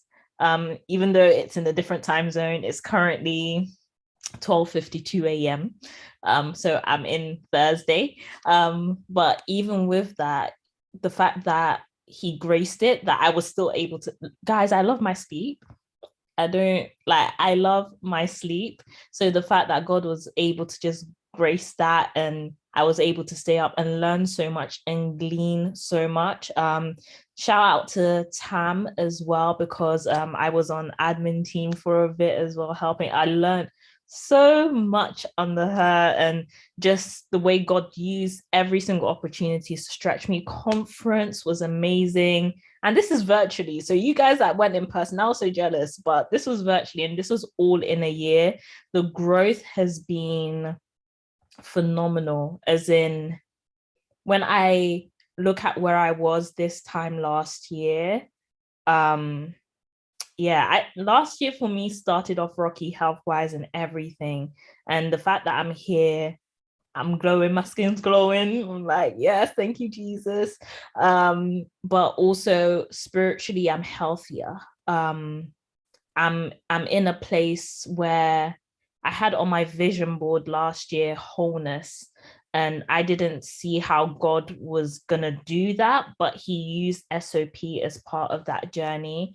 And I am so, so grateful. And I want to encourage all of those who are new, who are in the community, to just be present and put your all into it, because you get so much. I remember hearing this from, I think it was Gabby. I was still new, but she got married. It is Gabby, right? Someone not, okay, yeah. And I remember her writing in the Facebook group, guys, just be present, give your all, like, just be fully in this. You will learn so much. And I just really took that on, and I've not regretted it. I've not regretted it at all. So yeah, that's me. And thank you for your yes. I know Tequila said it, but really thank you for your yes, because it takes a lot, and it has a ripple effect, even all the way across the pond. So yeah. Awesome. I absolutely love it. We love you, sis. We love you. Love you. And our girl Neka is next. She's up next. Let me spotlight her. There we go. Woo! Wow. I'm on the spotlight. My heart is beating so fast. Okay. The way I found SOP is that Jumoke was coaching me with Godly Femme, and she was like, wait, you live down the streets. You might as well come. So I signed up for in-person, volunteered so I can get some money taken out for whatever, and also because I was like, this might be fun. But in the back of my mind, I was like, okay, Jumoke, an influencer, is inviting me to a conference. In the back of my head, I thought it was just going to be a whole bunch of people who, like a whole bunch of pretty girls who didn't really like want to talk, didn't really want to speak or anything. So mentally, I was preparing myself to just come in and go out, come in for God and go out. So when I come in, I am not talking, I'm quiet, just this shy. I'm not shy, but yeah, I was shy. And it's like after a while, I just really started to look around. I think it's after we all prayed. I received revelation from a dream that God showed me. And I was like, wait a second, this is what you were talking about? And I said, no way. God was serious. And I looked around and I was like, these are real people. Like, when you see Jasmine and you see how original she is, you'd be like, yeah, that's the real D. When you see Ty and you see how much she's just so like copy and she's herself, you say these are real people. And even when I saw how funny Jumoke was and how down to earth she was in person, I was like, yo, y'all ain't playing.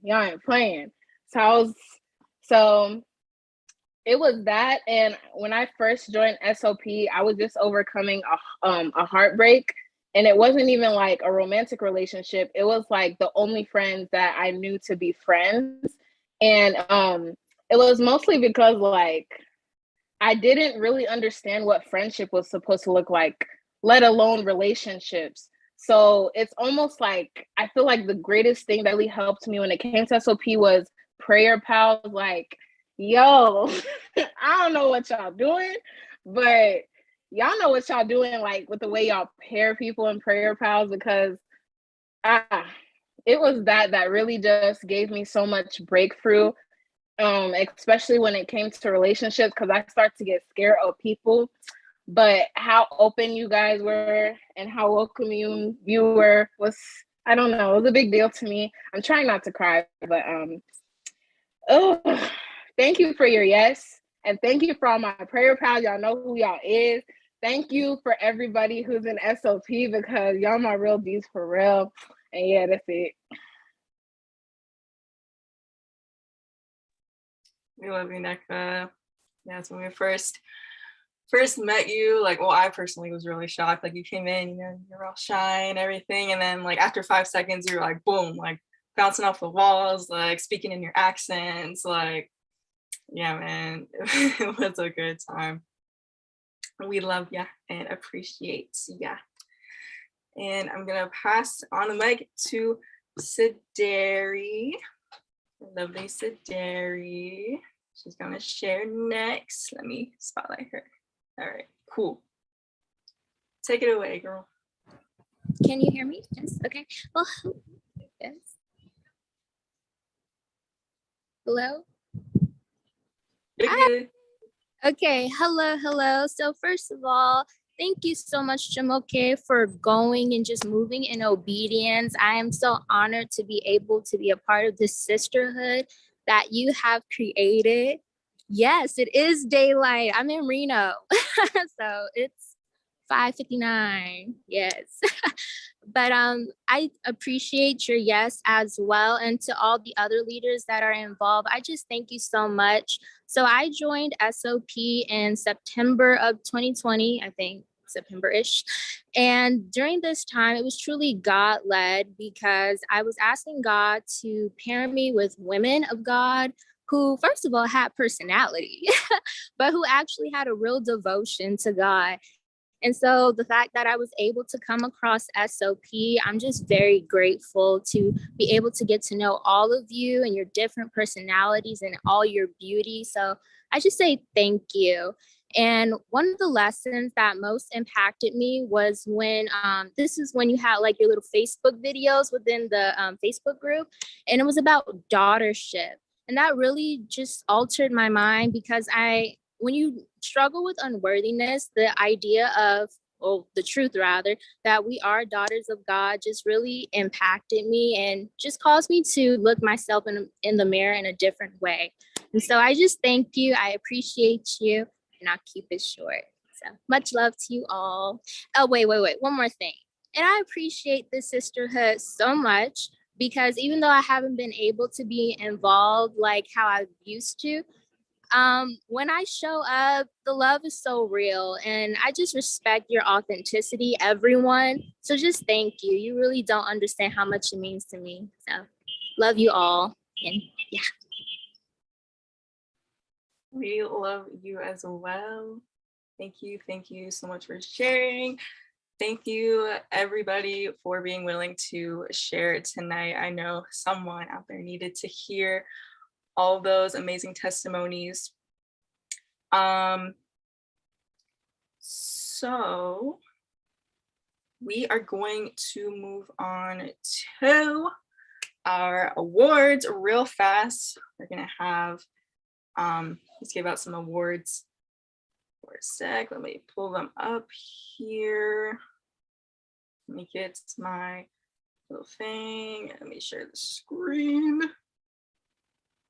All right. That is Zoom. All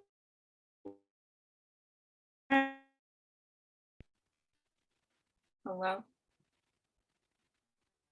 Hello. We can hear you. Okay, cool. All right. So our certificates, the first certificate goes to Mary. Woo, woo, woo, woo. Round of applause for Mary Lamy in recognition for her outstanding improvement during her time serving within Single on Purpose as a tribute for her growth. Yes, we love it. And by the way, you all will get these privately.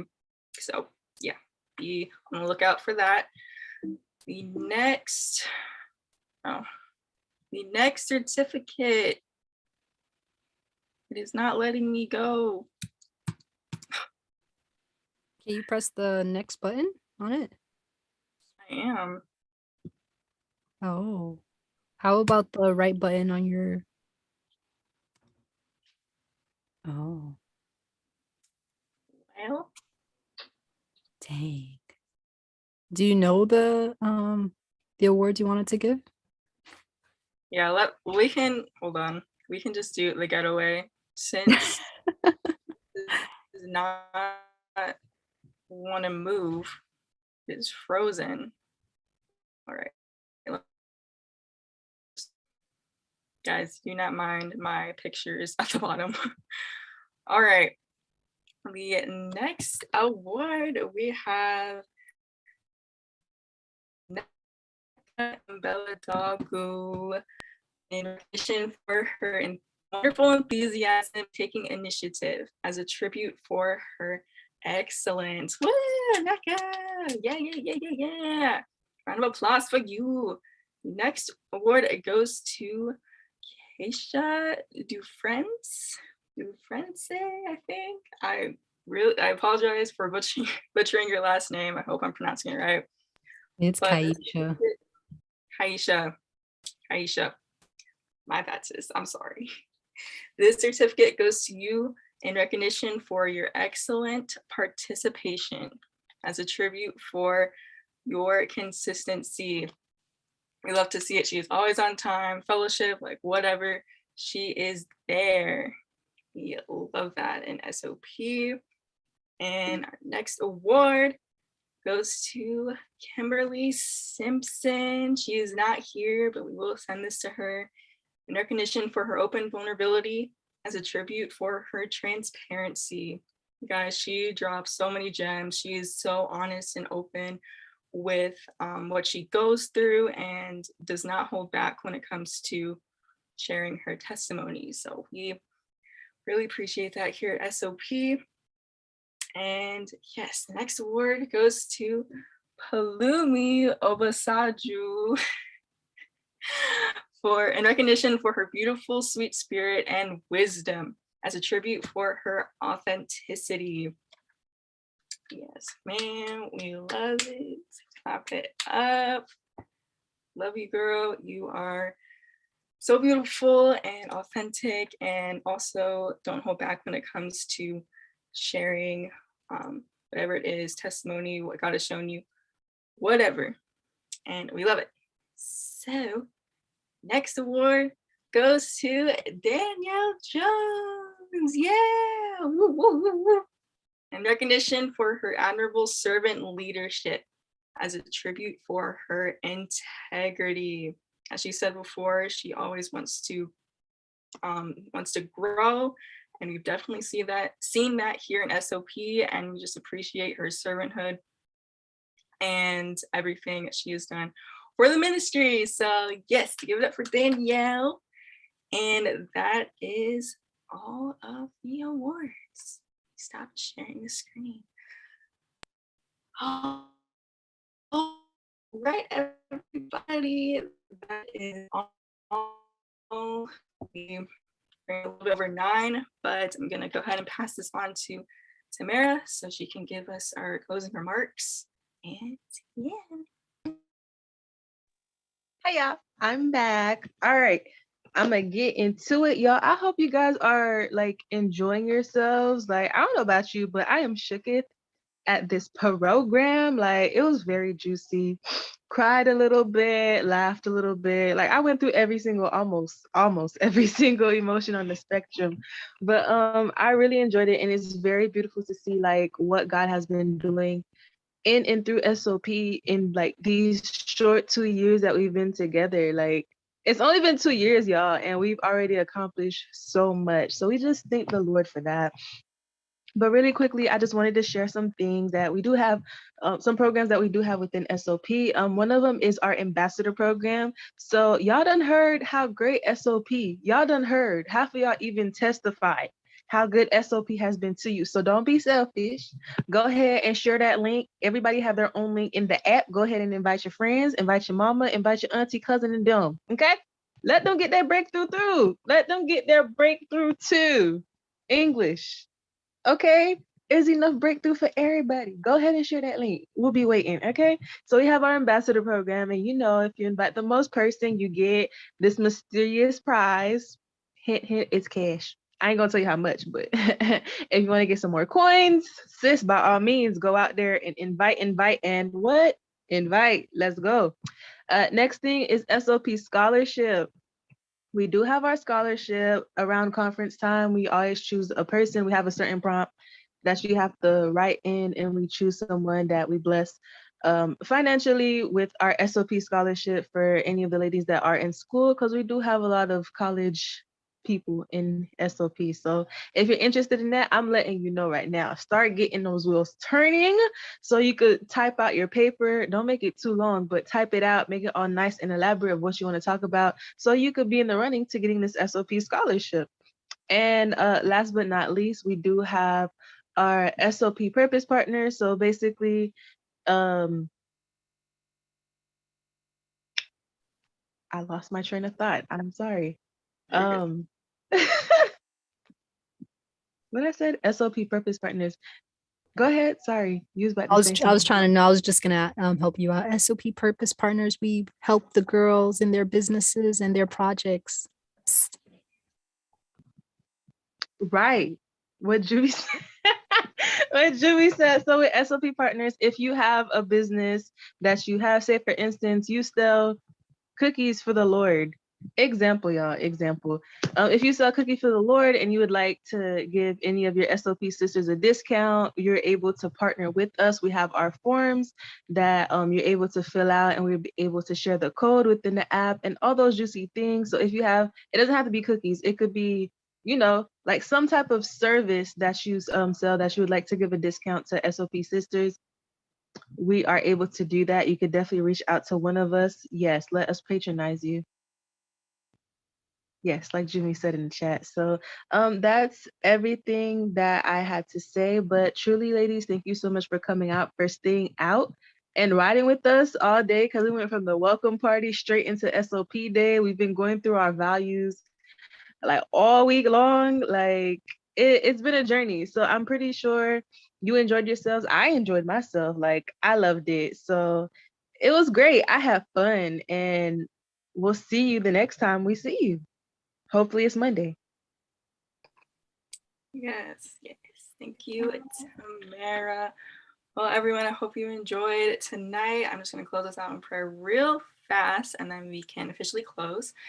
Dear Heavenly Father, Lord God, thank you for this amazing night of reminiscing of what you have done through SOP. We are just your servants and your daughters and your willing vessels, God, and it's just amazing to just look back on everything that you have done through us, God. I just thank you so much for the women here. I thank you for their breakthroughs, their transformations, and just how you have really chased them down and captured their hearts. And I just thank you that through SOP, they are even more in love with you and have been delivered, and are the chains have just been broken over their lives, God. And I just thank you so much for that. I thank you for all my sisters, all the leaders who as like we've said before, has said yes to you, has said yes to the calling of leadership. And I thank you for Jamoke for her obedience as well, God, because through obedience, there is obedience to you. There's just so much breakthrough and freedom and peace and prosperity and all that good stuff. So just thank you for the women who have said yes and have chosen to obey you, God. And Once again, we just thank you for this night. I want to cover each and every lady who is on the call with the blood of Jesus, help them to have a good night's rest. And I pray that their relationships with you would continue to grow and get stronger and stronger, God. So we just praise you and thank you and give you all the honor, glory, and praise. In Jesus' holy name I pray, amen.